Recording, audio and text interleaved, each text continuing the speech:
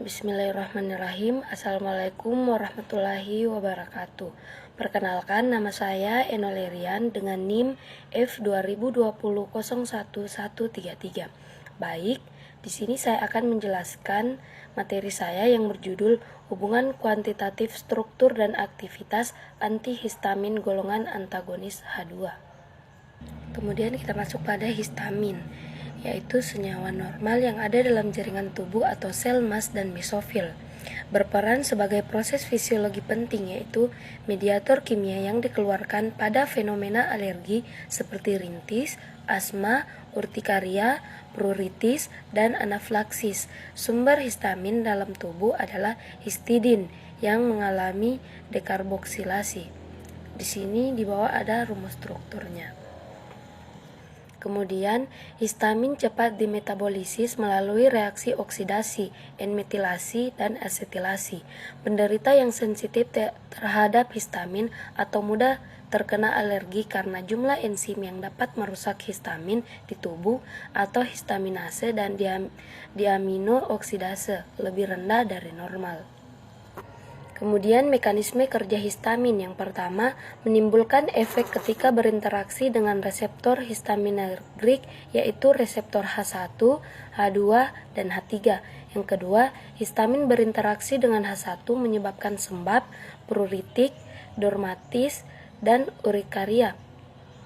Kemudian yang ketiga, histamin berinteraksi dengan H2 menyebabkan peningkatan sekresi asam lambung yang menyebabkan tukak lambung.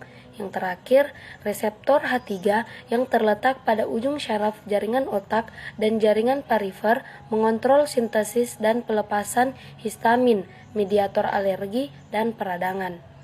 Antihistamin adalah obat yang dapat mengurangi atau menghilangkan histamin dalam tubuh melalui mekanisme penghambatan bersaing pada sisi reseptor H1, H2, dan H3 berdasarkan hambatan pada reseptor Cas.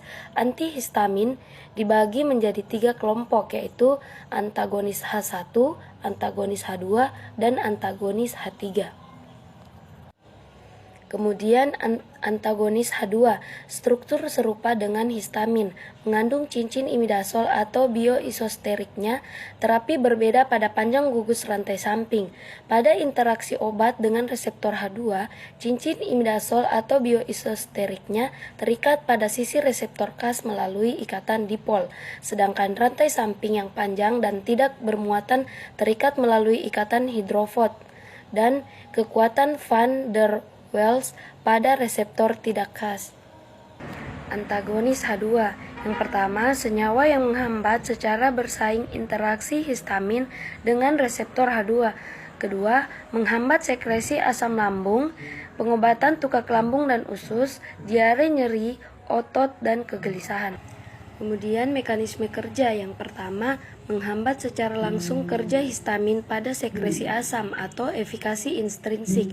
Yang kedua menghambat kerja potensiasi histamin pada sekresi asam yang dirangsang oleh gastrin adalah asetilkolin atau efikasi potensiasi.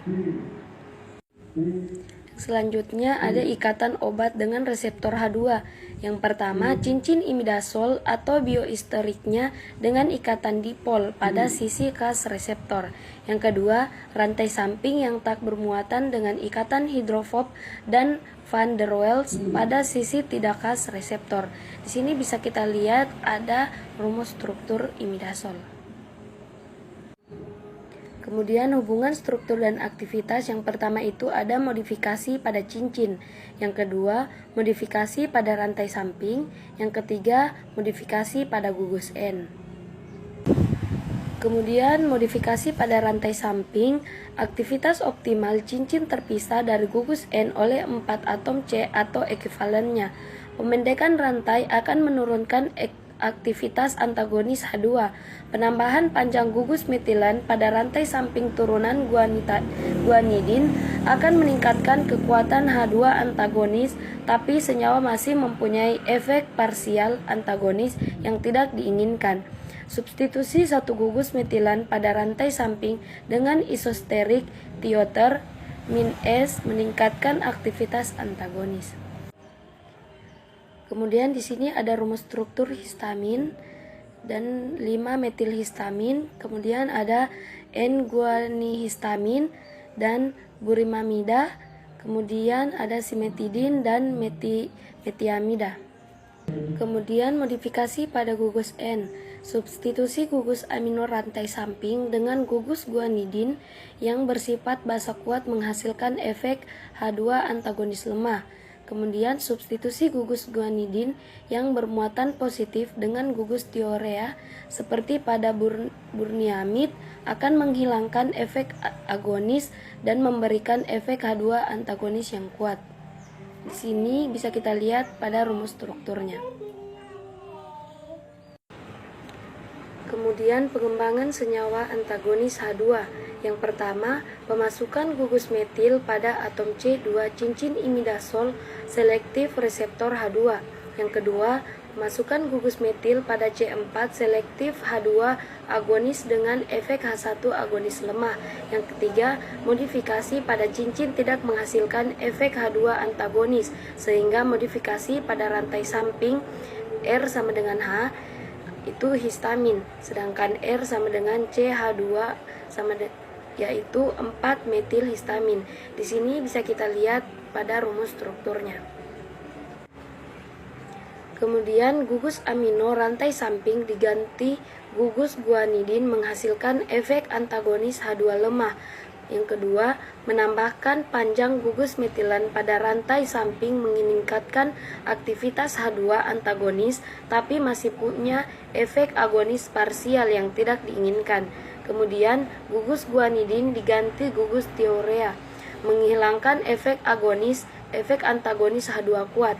Di samping ini bisa kita lihat rumus struktur guanidin dan ini ada rumus struktur tiourea. Kemudian dibuat turunan yang lipofilik dengan menambahkan gugus metil pada atom C4 cincin imidazol dengan mengganti satu gugus metilen pada rantai samping burinamid dengan atom S-metiamid. Kemudian yang kedua, modifikasi gugus tiourea dengan gugus N-cyanoguanidin atau simetidin. Di sini bisa kita lihat ada rumus struktur sinoguanidin atau simetidin. Aktivitas reseptor H2 oleh histamin berakibat yang pertama, penurunan tahapan vaskular perifer, yang kedua, vasodilator kulit muka, yang ketiga, dilatasi arteri karotis dan pulmonaris, yang keempat, frekuensi dan kontraksi jantung naik, yang kelima, otomatisitas atrium dan ventrikal naik, yang keenam, bronkodilatasi, yang ketujuh, sekresi asam lambung dan pepsin, terakhir, hambatan terhadap dependent degranulation daripada basofil.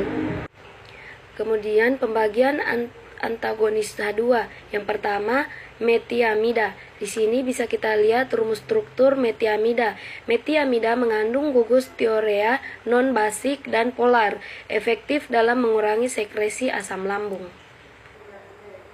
Kemudian yang kedua ada simetidin USP tagamet. Di bawah ini ada rumus struktur simetidin berupa padatan kristal tak berwarna sedikit larut dalam air 1,14% pada 37 derajat Celcius pada pH 7. Larutan dalam air stabil selama 7 hari, mempunyai koefisien partisi oktanol air 2,5. Merupakan antagonis kompetitif histamin pada reseptor H2 dari sel parietal sehingga secara efektif dapat menghambat sekresi asam lambung yang disebabkan oleh rangsangan makanan maupun oleh asetilkolin, kafein, dan insulin. Simetidin digunakan untuk pengobatan tukak lambung atau usus dan keadaan hipersekresi yang patologis. Kemudian yang ketiga ada ranitidin HCl, ranin atau ratin. Di bawah ini ada rumus struktur ranitidin. Merupakan senyawa analog simetidin dengan pengganti cincin imidazol dengan isosternya yakni cincin furan dan penggantian gugus sinogren dengan gugus nitrometil.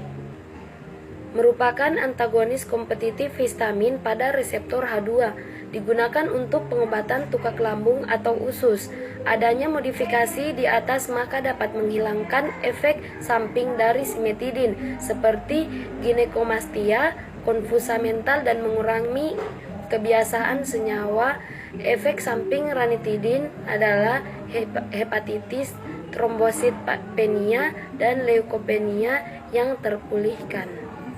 Kemudian yang terakhir ada famotidin atau fasid atau restandin. Di sini bisa kita lihat ada rumus struktur. Famotidin merupakan antagonis kompetitif histamin yang khas pada reseptor H2 sehingga secara efektif dapat menghambat sekresi asam lambung, menekan kadar asam dan volume sekresi lambung. Merupakan antagonis H2 yang kuat dan sangat selektif. Efek samping obat adalah trombositopenia, konstipasi, diare, sakit kepala, dan pusing. Kadar plasma tertinggi dicapai dalam waktu 1-3 jam setelah pemberian oral dengan masa kerja obat kurang lebih 12 jam. Mungkin itu saja yang dapat saya jelaskan. Lebih dan kurangnya mohon dimaafkan.